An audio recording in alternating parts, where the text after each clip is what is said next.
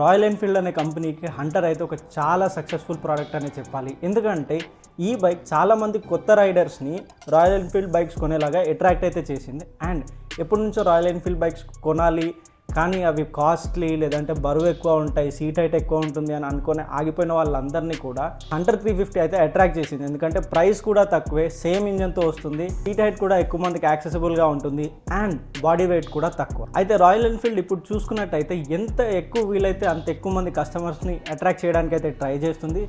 ఆ ప్లాన్లో భాగంగానే వాళ్ళు ఎలక్ట్రిక్ మోటార్ సైకిల్స్ అయితే తయారు చేస్తున్నారు అండ్ సీక్రెట్గా ఒక 250cc ప్లాట్ఫామ్ని అయితే తయారు చేస్తున్నారు. హంటర్ సక్సెస్తో రాయల్ ఎన్ఫీల్డ్ అయితే ఒక మంచి నిజాన్ని తెలుసుకుంది. అదేంటంటే తక్కువ ప్రైస్లో మంచి entry level premium bikes offer చేస్తే చాలామంది యూత్ కొనడానికి అయితే రెడీగా ఉన్నారు. ఈ సక్సెస్ని డబుల్ డౌన్ చేయడానికి అయితే రాయల్ ఎన్ఫీల్డ్ వాళ్ళు ఒక ప్రెస్టీజియస్ ప్రాజెక్ట్ని అయితే టేకప్ చేశారు. అదే కొత్త 250 సిరీస్ ప్లాట్ఫామ్ అనమాట.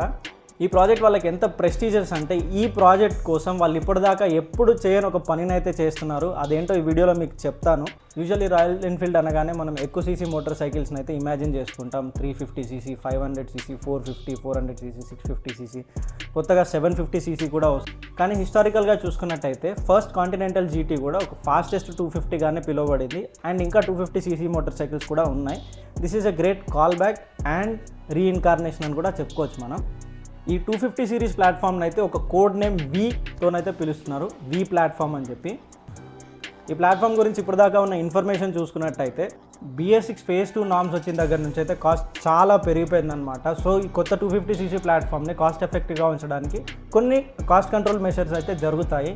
అంటే బైక్ ఒక సింపుల్ ఆర్కిటెక్చర్తో రావడం కానీ, టెలిస్కోపిక్ ఫోక్స్ ఉండడం కానీ, ఇటు బిగ్ బ్రదర్ 350cc ఇంజన్స్ లాగా ఎయిర్ కూల్డ్ ఇంజన్నే మెయింటైన్ చేస్తారు, హిమాలయన్ లాగా లిక్విడ్ కూల్డ్ ఇంజన్ పెట్టకుండా. అండ్ DOHC బదులు SOHCనే మెయింటైన్ చేస్తారు. సో ఇలాంటి కాస్ట్ కంట్రోల్ మెజర్స్ అయితే మనం చూడొచ్చు. ఇంతకుముందు నేను చెప్పాను కదా, రాయల్ ఎన్ఫీల్డ్ ఈ ప్రెస్టీజియస్ ప్రాజెక్ట్ కోసం ఇంతకుముందు ఎప్పుడు చేయని పని అయితే చేస్తుందని. అదేంటంటే ఇంతకుముందు ఎప్పుడు కూడా రాయల్ ఎన్ఫీల్డ్ హిస్టరీలో ఎప్పుడు కూడా ఒక ఇంజన్ని అవుట్సోర్స్ చేసింది అయితే లేదు. వేరే కంపెనీస్ నుంచి కానీ, ఫారెన్ బ్రాండ్స్ నుంచి కానీ బారో చేసుకొని వచ్చింది అయితే లేదు. కానీ ఈ 250 సిరీస్ ఇంజన్ కోసం వాళ్ళైతే CF Moto అనే ఒక చైనీస్ కంపెనీ నుంచి వాళ్ళ 250 సిరీస్ ఇంజిన్ అయితే బారో చేస్తున్నారు. సో ఈవెన్ దో ఇది బారో చేసిన ఇంజన్ అయినా కూడా దీంట్లో రాయల్ ఎన్ఫీల్డ్ యొక్క సిగ్నేచర్ DNA, ఆ ఫీల్ అయితే వాళ్ళు అలాగే ఉంచడానికి ట్రై చేస్తారు. ఇది జస్ట్ ఒక ఇంజన్ షేరింగ్ మాత్రమే. సస్పెన్షన్ కానీ, చాసెస్ కానీ, బాడీ పార్ట్స్ కానీ అన్నీ కూడా రాయల్ ఎన్ఫీల్డ్ ఇన్హౌస్ టీమే డిజైన్ చేస్తుంది. CF Motoకి ఎట్లాంటి సంబంధం లేదు. ఇది ఒక కొలాబరేషన్ అయితే కాదు.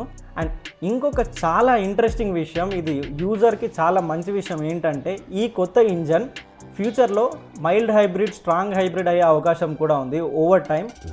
రాయల్ ఎన్ఫీల్డ్ ప్లాన్ చూసుకున్నట్టయితే ఓవర్ ద ఇయర్స్ ఒక డికేడ్ లోపల దీన్ని మైల్డ్ హైబ్రిడ్ నుంచి స్ట్రాంగ్ హైబ్రిడ్ చేయాలనేది వీళ్ళ ప్లాన్ అన్నమాట. ప్రైస్ చూసుకున్నా కూడా ఇది రాయల్ ఎన్ఫీల్డ్ కంటే చాలా తక్కువ ప్రైస్కి అయితే అమ్మే అవకాశం ఉంది. నా ఎక్స్పెక్టేషన్ అయితే 1.25 lakh నుంచి 1.35 lakh మధ్యలో ఎక్స్ షోరూమ్ ప్రైస్ అయ్యే అవకాశం ఉంది IC వేరియంట్కి. అదే మీరు హైబ్రిడ్, మైల్డ్ హైబ్రిడ్ అయితే ఇంకొక 10-15,000 ఎక్కువ ఉండే అవకాశం ఉంది. అండ్ ఇప్పుడు ఇండియాలో మేజర్ కంపెనీస్ ఏవి కూడా హైబ్రిడ్ మోటార్ సైకిల్స్ని అయితే అమ్మవు. మేజర్ మోటార్ సైకిల్ బ్రాండ్స్లో చూసుకున్నట్టయితే ఫస్ట్ కవాసాకిలో కొన్ని బైక్స్ ఉన్నాయి అండ్ యమహాలో రీసెంట్గానే FZ-Fi హైబ్రిడ్ అయితే లాంచ్ అయింది. అది కూడా మైల్డ్ హైబ్రిడే, స్ట్రాంగ్ హైబ్రిడ్ అయితే కాదు.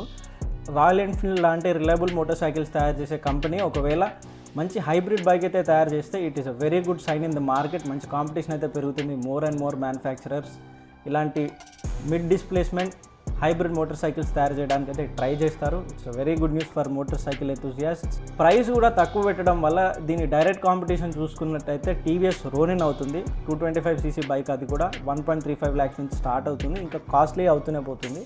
బట్ దాంట్లో అప్సైడ్ డౌన్ సస్పెన్షన్ ఉంది, ఎలక్ట్రికల్స్ ఎక్కువ ఉన్నాయి కాబట్టి ఇట్స్ డిఫరెంట్లీ. అండ్ ఈ బైక్ని ఈ ప్రైస్లో పెట్టడం వల్ల 100cc నుంచి 150cc నుంచి అప్గ్రేడ్ అవ్వాలనుకుంటున్న వాళ్ళకైతే చాలా అట్రాక్టివ్ ప్రైజింగ్ ఉంటుంది. If the bike turns out to be good, it's a game changer for royal Enfield. Royal Enfield ఒక 250cc హైబ్రిడ్ మోటార్ సైకిల్ తయారు చేస్తే మీ ఎక్స్పెక్టేషన్స్ ఏంటి? జస్ట్ రాయల్ ఎన్ఫీల్డ్ ఫీల్స్ ఉండి ఒక రెట్రో వైబ్ వస్తే చాలనుకుంటారా, లేదా మాకు ఒక మోడర్న్ డే మోటార్ సైకిల్ ఇవ్వండి రాయల్ ఎన్ఫీల్డ్ అని అడుగుతారా? కింద కామెంట్స్లో తెలియజేయండి. వీడియో నచ్చినట్టయితే లైక్ చేయండి, ఛానల్కి సబ్స్క్రైబ్ చేసుకోండి.